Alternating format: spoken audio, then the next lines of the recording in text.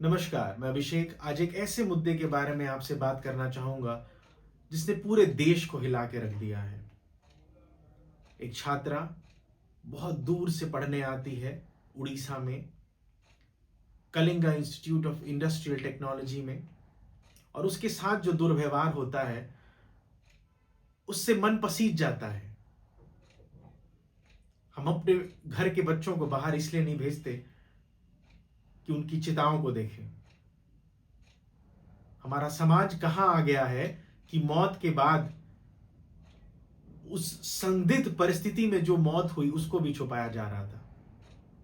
ये कहा जा रहा था कि हमारे हॉस्टल का बजट तुम्हारे देश के बजट से ज्यादा है।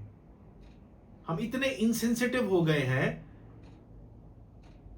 कि उस इंसिडेंट की तह तक पहुंचने के बजाय हम उसको छुपाना चाह रहे थे। जी हां, जिस इंसिडेंट के बारे में बात कर रहा हूं वो मन को पीड़ा देता है। कोई अपने कैरियर को बनाने कोसों दूर जाता है, उसके माँ बाप इसलिए नहीं भेजते कि उसको चिता पे देखा जाए 2 साल 4 साल पढ़ने के बाद। वो इसलिए भेजते हैं कि कोई वो सफल इंसान बन सके। और जिस तरीके का रवैया कॉलेज प्रशासन का रहा वो बहुत ही दुर्भाग्यपूर्ण है। गलती तो हुई है। और भारत और नेपाल का एक ऐसा रिश्ता है जिसे रोटी बेटी का रिश्ता कहा जाता है। मां जानकी का देश है वो। और हम कहां पे आ गए? हम इस स्थिति पे आ गए कि हम आज बात करने को तैयार नहीं है। मैं आपको याद दिलाना चाहूंगा कि यह ऐसा रिश्ता है जो 1950 में ट्रीटी ऑफ फ्रेंडशिप से शुरू हुआ।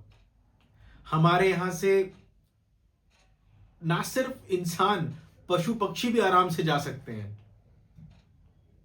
गैस पाइपलाइन जाती है, यहां के लोग वहां बहाए जाते हैं, वहां के लोग यहां बहाए जाते हैं। एक हिस्टोरिकल, कल्चरल, इकोनॉमिक टाइज है हमारे यहां। बट कहीं ना कहीं ये टूटता हुआ नजर आ रहा है और इसका कारण हम हैं। एक बड़ा देश होने के नाते यह हमारा फर्ज बनता था कि नेपाल की जनता को, नेपाल की सरकार को हम आश्वासन दिलाएं कि हम आपके साथ खड़े हैं। और इसी का फायदा चाइना उठाता है। खैर, वो मुद्दा तो बिल्कुल अलग है। जो चाइना नेपाल में इन्वेस्टमेंट कर रहा है, चीजों को लेते जा रहा है, बट जो अभी हुआ वो ऐसा नहीं होना चाहिए था। ये इंसानियत को शर्मसार करता है।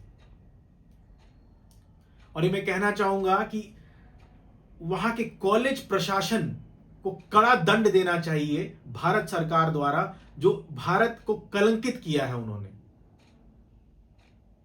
मैं उन मां बाप को बताना चाहूंगा कि अपने बच्चों को ये शिक्षा दे कि औरतों और महिलाओं को कैसे, किस तरीके से बात की जाती है।